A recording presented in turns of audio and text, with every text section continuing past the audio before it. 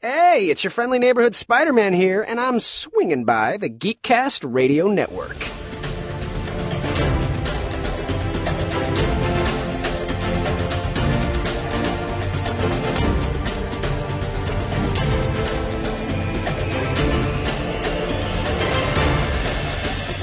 In July, spiders crawl there. July 3rd, 2012, 10 years ago. The Amazing Spider-Man hit the big screens. I was 32 years old at that time, and I think you were 26. And I don't remember if I saw this in theaters or not. I think I saw the first one in theater.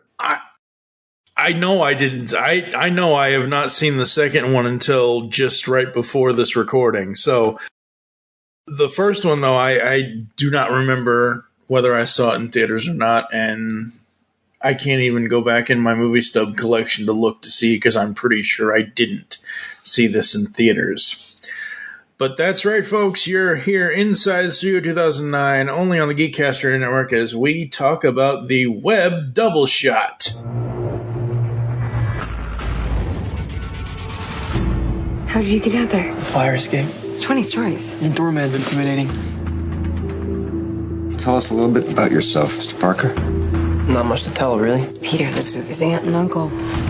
Did you catch that spider guy yet? No, but we will. This guy wears a mask like an outlaw. I think he's trying to do something maybe the police can't. Can't? If you're gonna steal cars, don't dress like a car thief. You a cop? You seriously think I'm a cop? In a skin-tight red and blue suit. Who are you? I know it's been rough for you, Peter. I forgot all about that thing. It was your dad's. Your father was a very secretive man, Peter. Dr. Connors. I'm Richard Parker's son. Your father and I were going to change the lives of millions, including mine. Extraordinary. How did you come up with this? There's a rumor of a new species in New York. It can be aggressive if threatened.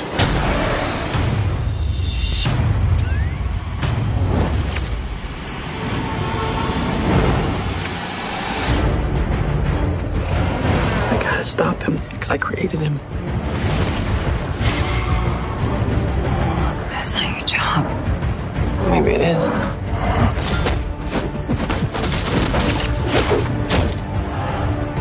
.38 of New York's finest versus one guy in a unitard.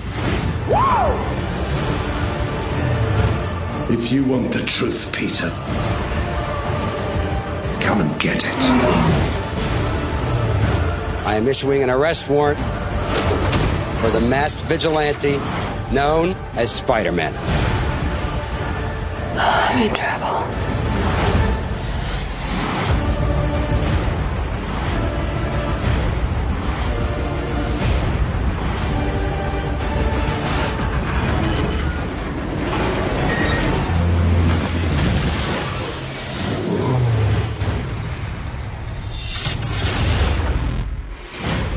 Both films directed by Marc Webb and starring Andrew Garfield as Peter Parker's Spider-Man. He's more Parker than Spider-Man, I feel. I agree. He is a better Peter Parker than a Spider-Man. Yeah. Whereas I felt Tobey was a better Spider-Man than a Peter Parker. Peter. Yeah. Rewatching this first movie, I like it. I think it's good.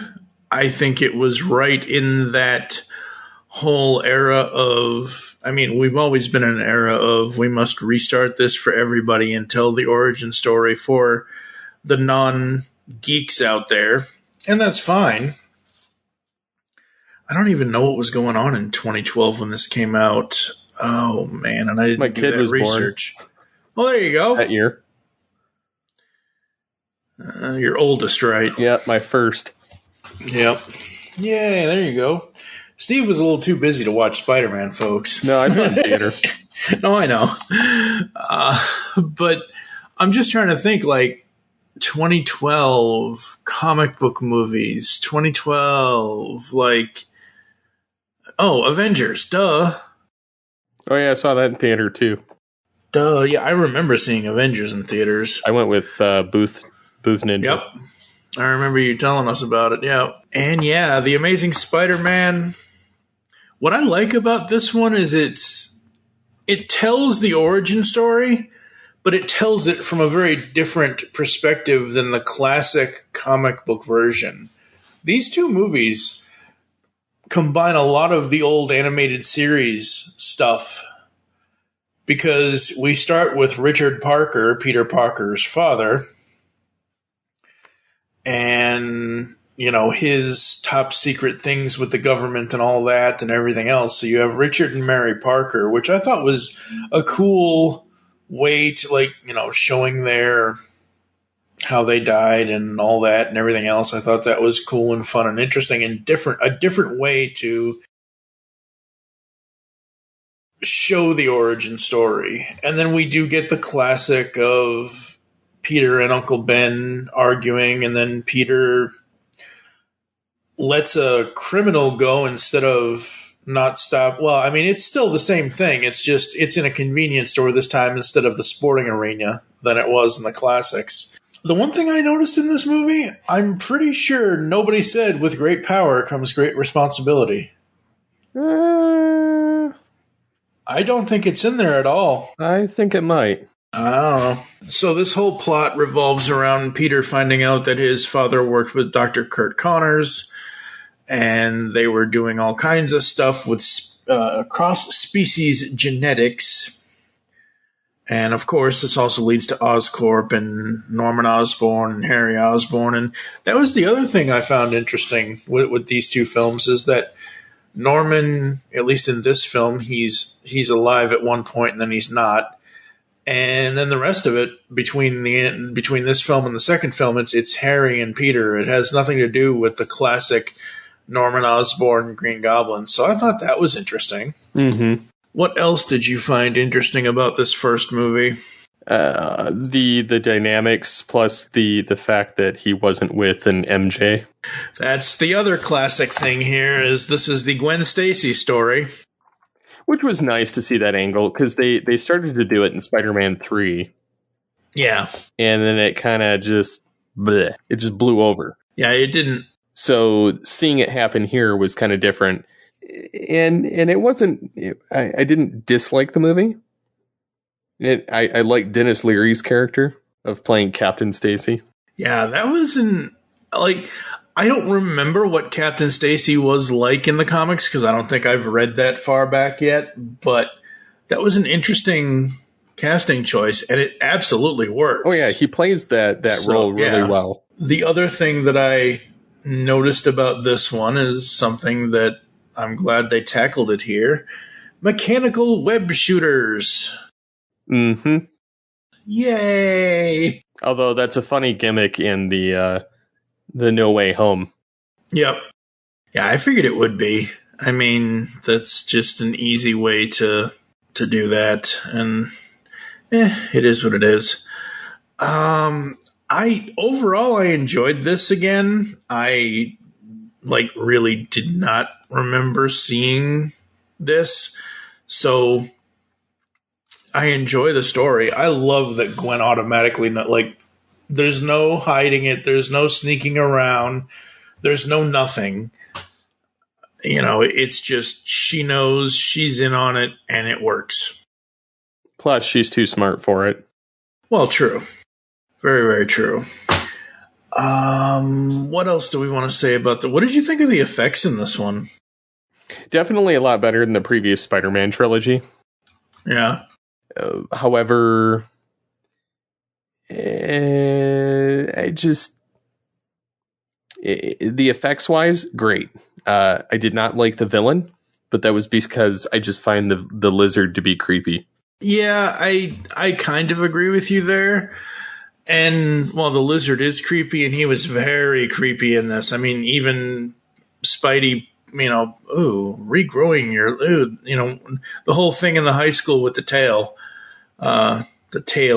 He pulls the tail off of him, and he regrows a tail, and the pulled off tail does all kinds of weird, wacky things to him while Well, librarian Stan Lee, may ye rest in peace, Stan Lee, but that was Stan's cameo this time around. He was playing music with headphones on in the library, so that was interesting to see Stan do the cameo here. Yeah, I mean, the effects are what the effects are. I mean, for 2012, effects had come a long way, and I think they were done very, very well. And I think they were using the whole dual villain, because, I mean, Connors is and isn't the villain. The lizard part of his brain is the villain. He's not. And then you have Harry, who eventually becomes Green Goblin. So 2 villains still, that's okay, that's fine. It's nothing compared to what we'll get next time and what they were actually planning on doing, which that would have been crazy to see. It would have been crazy awesome to see on screen. I don't know if the MCU will do what they were hoping to do originally here, but yeah, no, Amazing Spider-Man, I really dug it. I thought it was cool. Interesting note, though. Emma Stone, who plays Gwen Stacy, she, the actress, also acted with another Kurt Connors. So, and most people may or may not know this, a lot of people haven't seen this series, but there was a short-lived series in 2007 on Fox called Drive. It was 6 episodes. It was a blink and you miss it kind of thing. But the original Dr. Kurt Connors from the Raimi films, Dylan Baker, plays her father in that 6-episode television series. Nice. Yeah. Because I was like, wait a minute. I've heard that voice before. I've seen that face before. I know it's Emma Stone, but where's the Spidey connection? Where? Oh, right. 2007's Drive. Very cool, very cool. And this was this the first time a Sony superhero film used a mid-credit scene? Maybe? Yeah, because I remember it teased a lot of his villains. Yeah.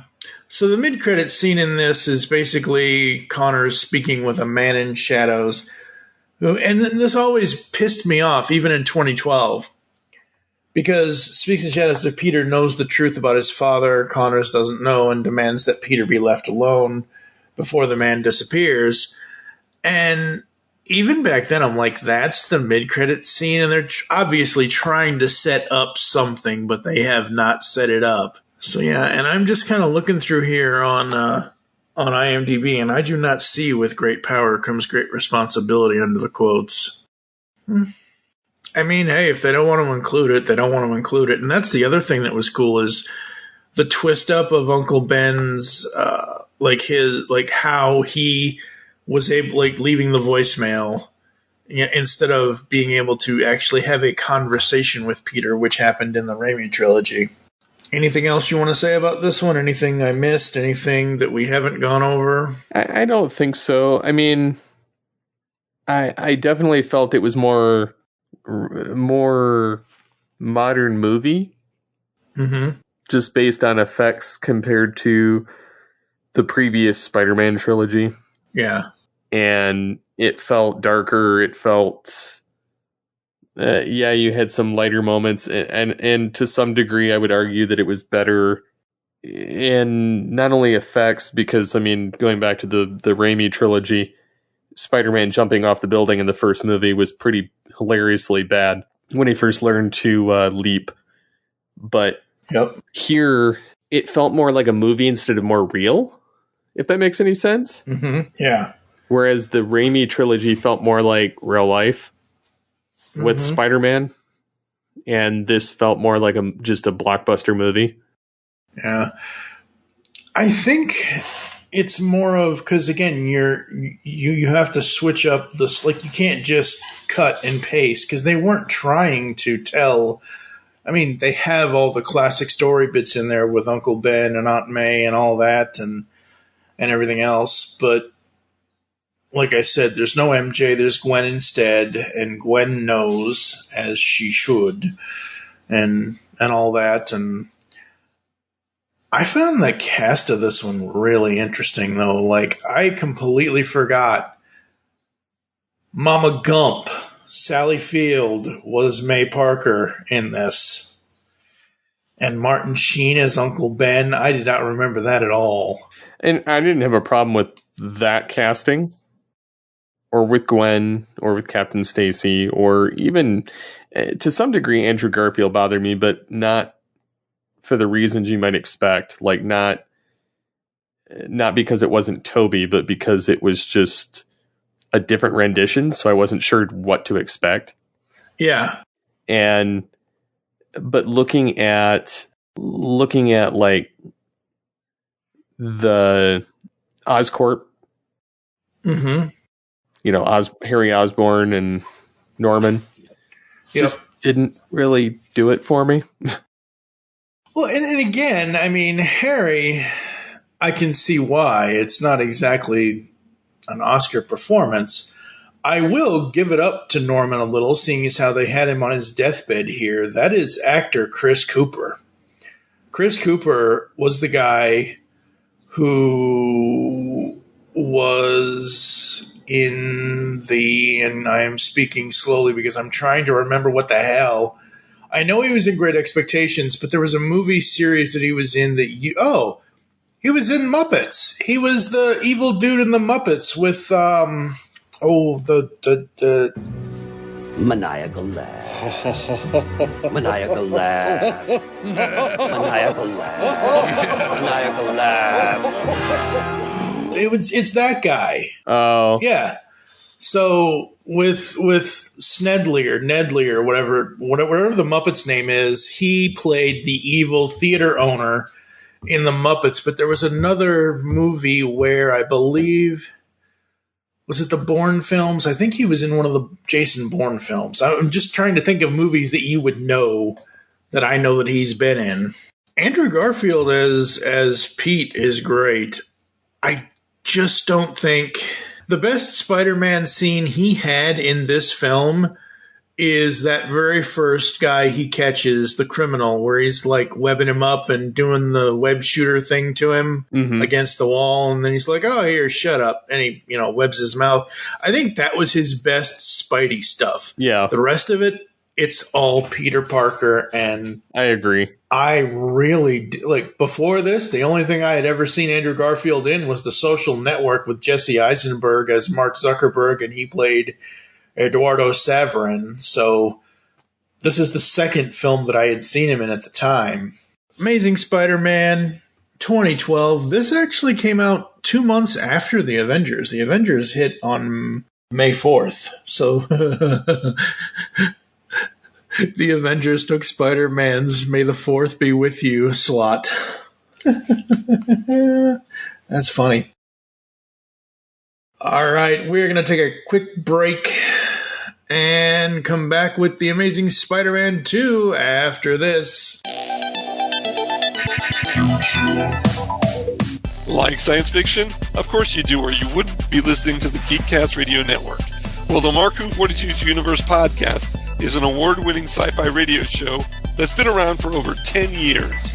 We cover everything from Doctor Who to the MCU to pop culture and everything in between. A new show drops on Tuesday mornings on the GCRN website and all of the major podcast platforms. So listen to the Marc Who 42's Universe podcast from the universe and beyond.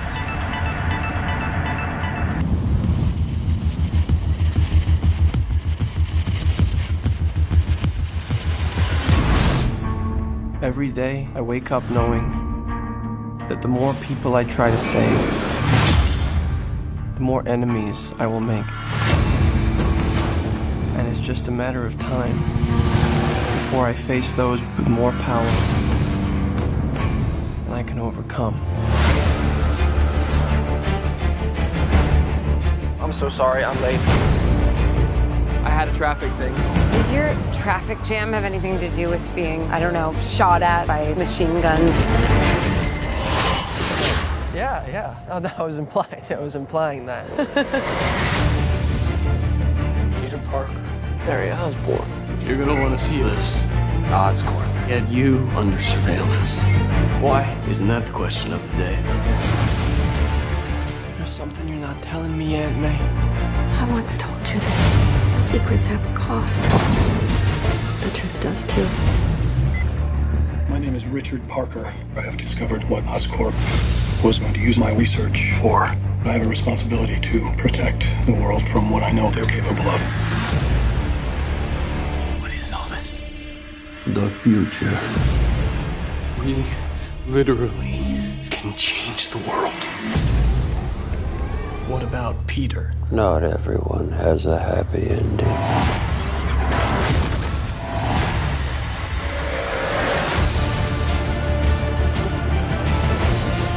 This is bigger than you, Peter. I made a choice. This is my path. Soon, everyone in the city will know how it feels to live in a world without power, without mercy, without Spider-Man.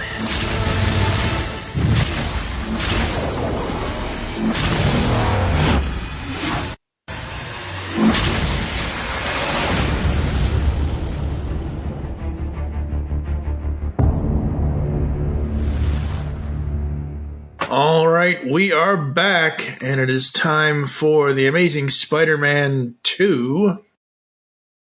In this one, we get more, again, because this is a sequel, we get more of the Richard Parker recording the video message to explain his disappearance and all that, and then we jump to the present day, 2 years after his battle with Dr. Kirk Connors. So we have Spider-Man apprehending this criminal, Oleski. I can't even pronounce him. He's going to eventually be the Rhino. Oh, Paul Giamatti. Yeah, Paul Giamatti's character. And we see Peter having reservations about the relationship with Gwen because of what happened at the end of the first movie of him promising Captain Stacy that he would stay away from her and, you know, all of that. Gwen actually ends the relationship after graduation. And then Harry Osborn returns to Manhattan to see his terminally ill father, Norman, basically die. And you also have Max Dillon. Electro. And he was such a, like, they gave him the stereotypical nerd. It was just, I don't know, it was kind of off-putting. Yeah. Like, the glasses and the almost like Steve Urkelism. It's like, okay, this is like not even the definition of a nerd by today's standards. Yeah. It was so played out and stupid. And the funny thing is that's why. What? That explains everything. Jamie Foxx. Nope. What? Look who it's written by. Oh, yes, we'll get to that. Yeah. We will get to that in like about 5 seconds here. So I wanted to make sure, and I know they wouldn't do this, but I don't know. I know Electro from 1994 Spider-Man the Animated Series, where he was played by the Red Skull's son. So I did not know about the Maxwell Dillon character. There is also Francine Fryer. But yes, since you... This is why I didn't like this movie. I couldn't figure it out until just now. Like, I still, like, there was still something that just bothered me with it. Like, how badly it was written. Yes. And it explains a lot. Everything. It's Alex Kurtzman and Roberto Orci. Yes. And it seems like everything they touched around that time was garbage. Yeah. Like, when they did the Star Trek reboot, the first one was good. I'll give it that. The second one was utter trash. And then they had nothing to do with the third one, and it was good. but because the second one was trash, it ruined the reputation of the third one. And they're also the same ones that wrote the Transformers movies. Yep. Up to a certain point. And they wrote the rebooted Mummy movie. Yeah. Which is why it sucks. Yeah, a lot of their... I will say specifically for Alex, the only thing, and I don't know if Roberto is on this. Roberto kind of dropped off the face of the map after like 2017. Yeah. But Alex, he wrote Mission Impossible 3, which was actually a really good Mission Impossible movie.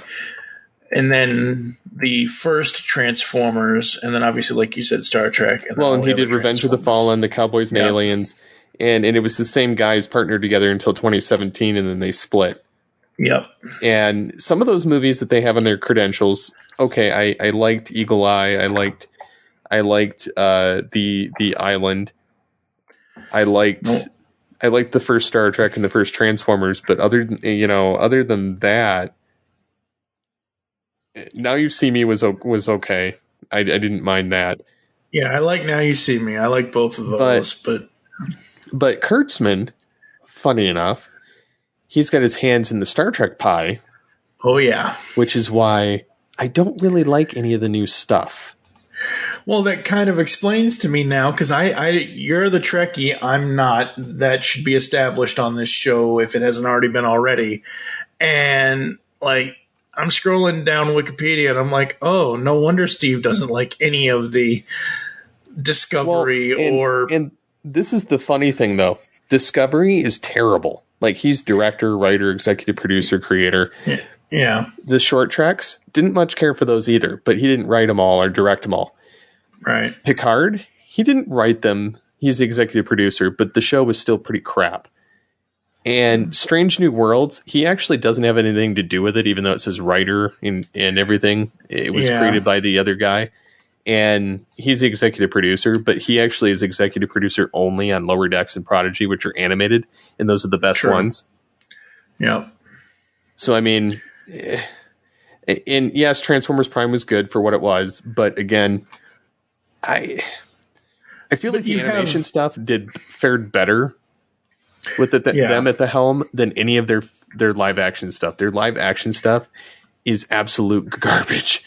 And so like the Strange New Worlds is actually kind of Akiva Goldsmith's baby, which is why it's actually good.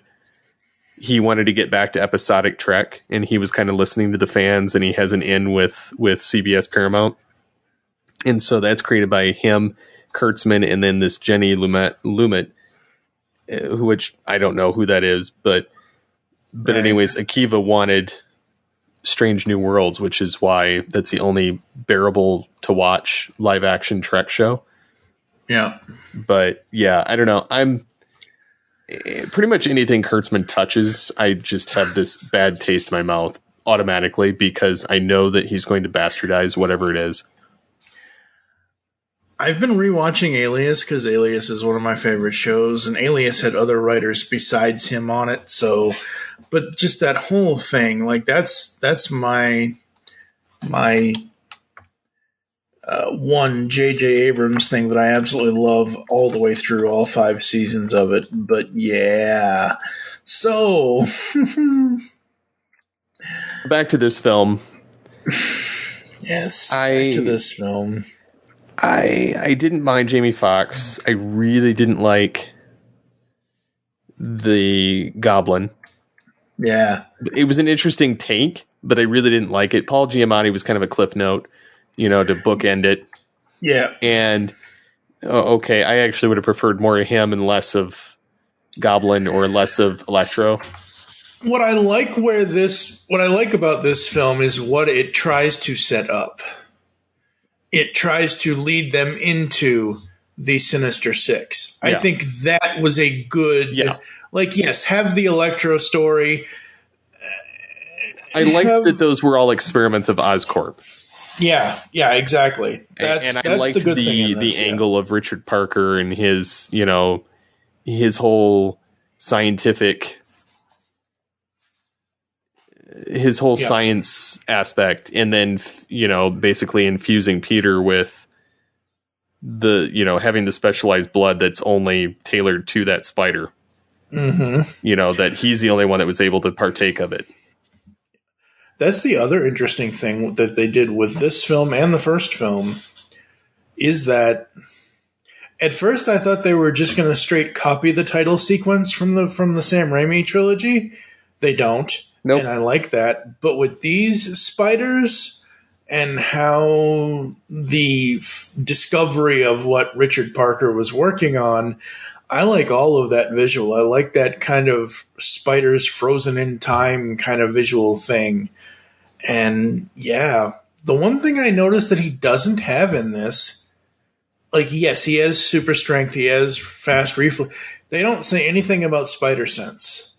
They don't do anything with spider sense. Yeah, that's true. I don't know if that was because they didn't want to bring it up or didn't want to, and that's fine. I'm not saying a Peter Parker Spider-Man doesn't have to have spider sense, but at first, in the beginning of this movie, in the beginning of the last movie, when he first gets his powers, I'm like, oh, the quick reflexes, it's because spider sense, but they never showed us any spider sense.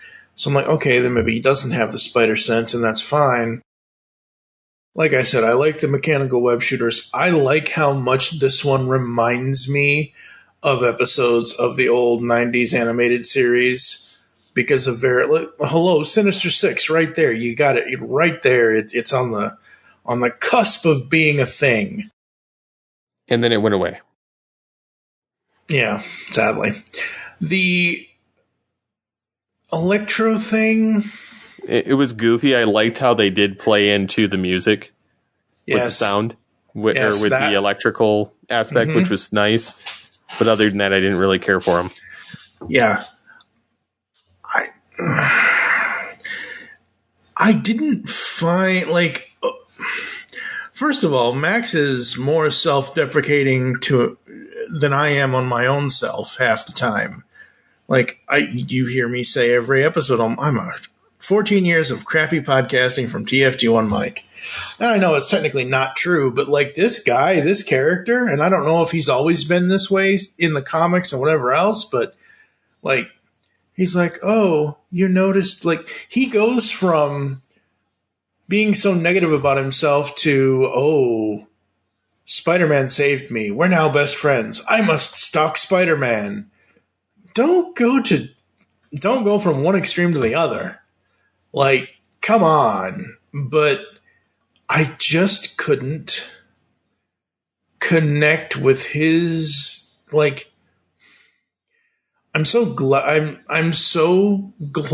that even with this being a Kurtzy Ortsman Kersey thing, it didn't rely on quoting a different franchise when Electro got the power. Like, we don't need Jamie Foxx quoting Emperor Palpatine. Please and thank you. And thankfully they didn't do that. But other than that, the effects in this, I absolutely love. I thought it was great. We've seen electricity in films before, and we've seen it in other films, just in general, and I think it looks really good here. I don't know if it was because Andrew was I don't want to say he was a bad Spider-Man, but I don't remember enough. Like, he does web swing in these two movies, but not as much as we saw Toby doing. I don't think. He did more of the crawling around and kind of leaping and that was this.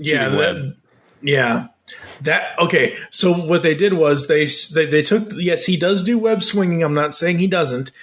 They took that, though, and then divvied it up amongst everything else, because what he does have in this is something that Toby's didn't.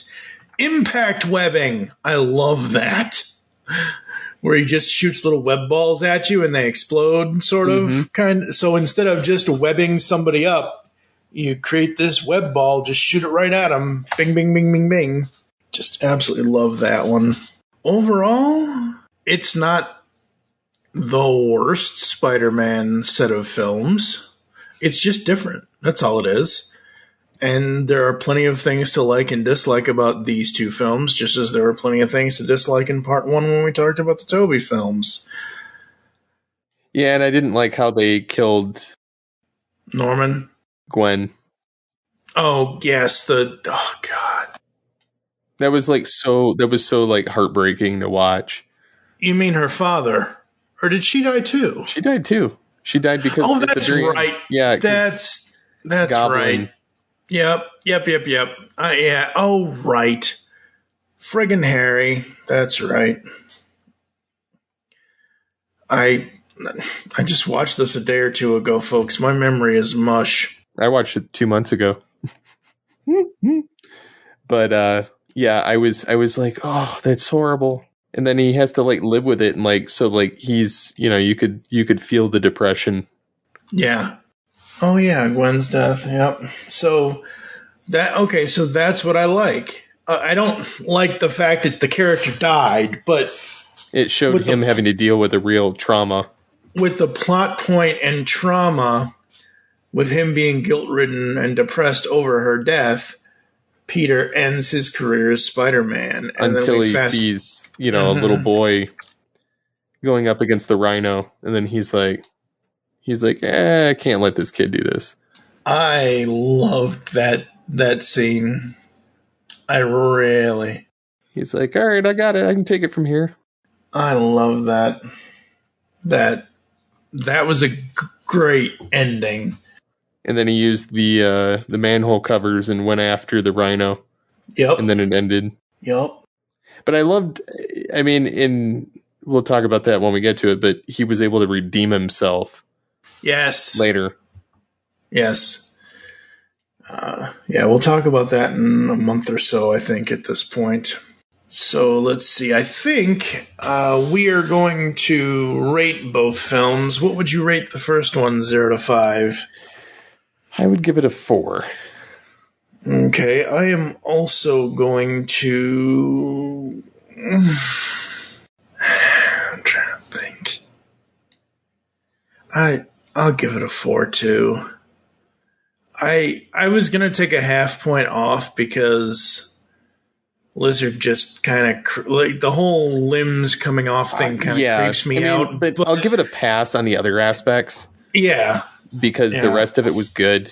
Yeah. The Lizard was my least favorite aspect of the film, even though it's the biggest part of the film. Yeah. I felt like the rest of it kind of redeemed it. Yep. For the second film, I am probably going to give it a moderate 3.5, maybe 3 out of 5. Because I like overall between the two of them, I like what they did and differentiate, as I already said about the mechanical web shooters, the this, the that, the whatever, all the good things I like, but at the same time, the negatives still are there. So I'll stick with 3.5 out of 5. I'll probably give it a 3 just because I didn't like some of the multitude of villains that showed up and how they were used, and there were aspects that I liked, which were Spider-Man and Gwen, and then his evolution once that came to an end. Yep. But on a whole, I'd have to give it a 3 just because of they killed Gwen and just the way that the rest of it kind of went down. Yeah. And Harry was just annoying, and it was I don't know, it was worse than the Lizard to me at that point. I mean, they did and they didn't set up his and Pete's relationship. Because most of the first film, he's off in boarding school or whatever. And then he comes back in the second one. Dane DeHaan is the guy who played him. Now I'm looking at Dane DeHaan's filmography on IMDb. Chronicle, Kill Your Darlings, Amazing Spider-Man 2, Place Beyond the Place. Like, this is the first time I've ever seen this actor is in Amazing Spider-Man 2. Yep. I do not recognize, I mean, I never watched True Blood on HBO, so I would never know his Timbo character. Yep. In Treatment was a TV series apparently back in 2010, but he was in one episode of Law & Order SVU in 2008, and I don't even remember that episode off the top of my head. But yeah, he's currently in the TV miniseries The Staircase, which I believe that's the Peterson. Yeah, I don't care about that. There's so many different, and this is completely off topic, but it's on topic. It's not necessarily about him, but The Staircase refers to the Lacey Peterson, murder case and all that. I've seen so many different made-for-TV and actual documentaries on that case. I don't ever want to see that case, anything to do with that case ever again. May the woman rest in peace, but because it's horrible that her husband killed her. Anyway, we're going to take a quick break, come back to close the show with some canceled film projects and potential revival, and just closing out the show after this. Because the world needs another movie podcast. The GeekCast Radio Network presents for your listening pleasure, The Cinema Geek. Hosted by Amanda, Kevin, Matt, and Dan. Each week we dive headfirst in the landscape of movies as we discuss movie news, play movie games, go in-depth on reviews, and even have a top 10 countdown or two. Also, don't miss our director retrospective series, where we review noted directors' movies film by film. Bottom line is, if you love movies and love podcasts, you need to experience The Cinema Geeks. You can find us on iTunes, Blog Talk Radio, or GeekCastRadio.com. You know what it is I love about being Spider-Man?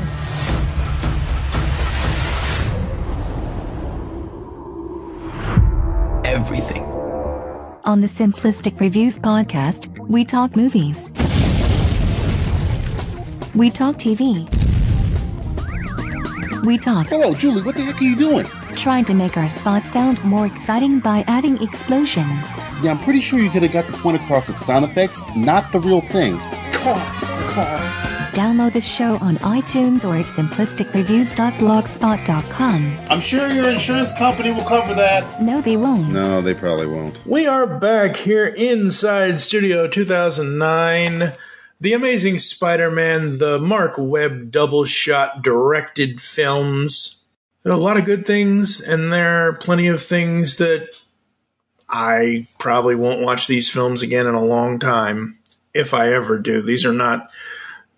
I mean, even when we did the Raimi trilogy, that was the first time I had gone back really to do it since we did the original M-Wire episode in 2009. So these two films I probably won't rewatch, and there were a couple of canceled things, and then obviously we have to talk about the potential revival. Sony had originally intended the film to launch an expansive film universe around Spider-Man to compete with the Marvel Cinematic Universe. Good thing those plans fell through there, huh, Sony? Yep, I think Disney made them some money.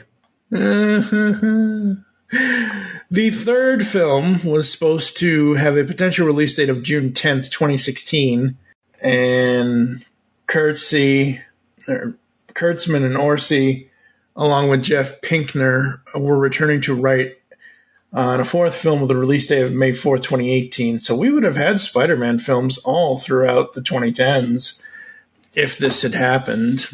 There was rumors, there was also to include a spin-off films for Sinister Six and Venom. Well, we got the Venom films. Say what you will about those. Yeah, I didn't watch them. I watched the first one. It was okay. I just didn't have interest in it. I don't, and this is a totally different episode and a different topic, but I don't care to watch movies about villains. Yeah. To be honest, I would prefer, if I'm going to watch a movie, it's going to be about a good guy kicking the bad guy. The one thing, and I hope Marvel does eventually do this, but the one thing that we would have gotten out of this, Sinister Six Part 1 was planned for November 11th, 2016. Additionally, by August 2014, Sony had hired Lisa Joy to write a script for a 2017 female-led film starring Felicia Hardy, a.k.a. Black Cat.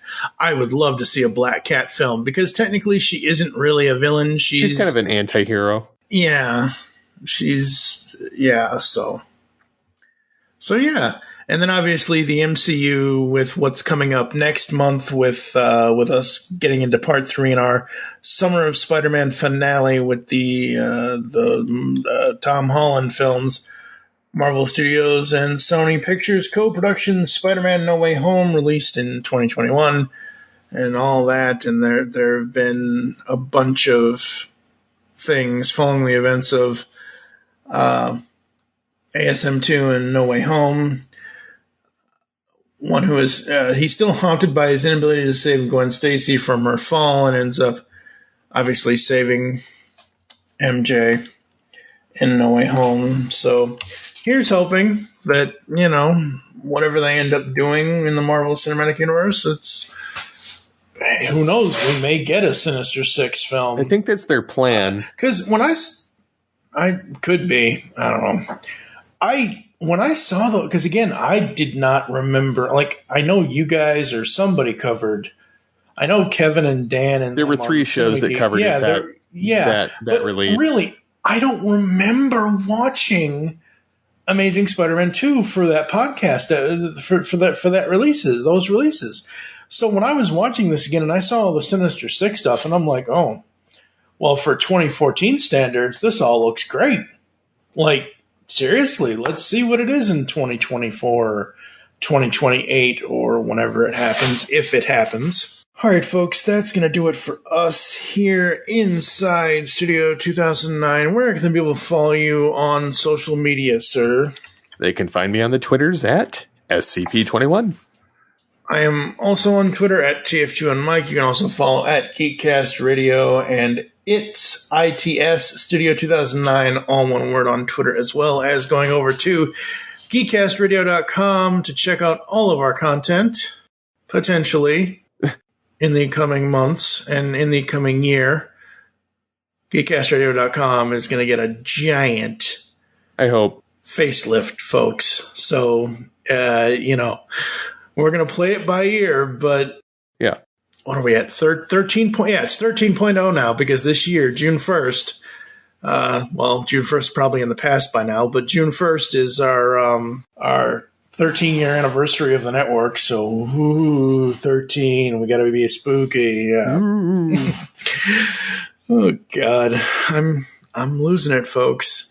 This may be the last episode of Studio until the middle of June, because I am moving back across the country, moving eastwards, most likely to Indiana, but I don't want to reveal that just yet since I don't have anything full-on set in stone. But yeah, I'm going to be moving in the month of June, so you'll probably hear something from us here at the Studio 2009 in July or September. Well, obviously you'll hear Spider-Man Part 3 in July. In July, spiders grow there. I can't live in a place that doesn't have central air, folks, and the Pacific Northwest does not believe in central air conditioning. We will catch you next time here inside Studio 2009. Say bye, Steve. Bye, Steve.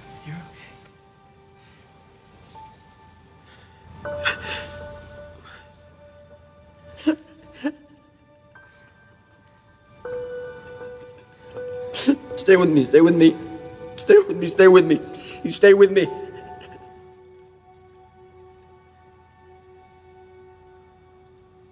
Gwen. Gwen! No, please, please.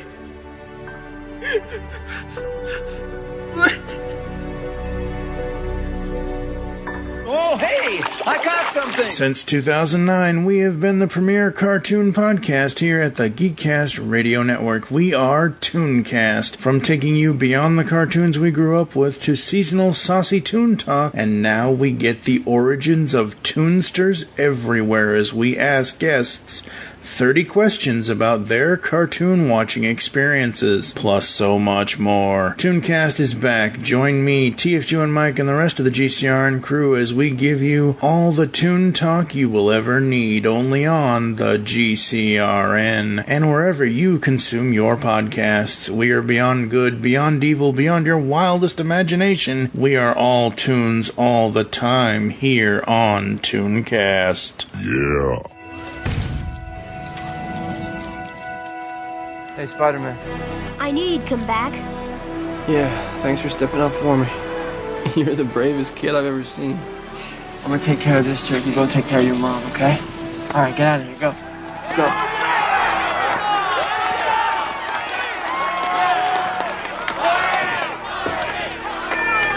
You'll fight me? You'll fight me now? On behalf of the fine people in New York City and real rhinos everywhere, I ask you to put your mechanized paws in the air. Never! I just so I kill you. I destroy you. You want me to come down there so you can kill me? Yes! I'll be right there. There's no place like home.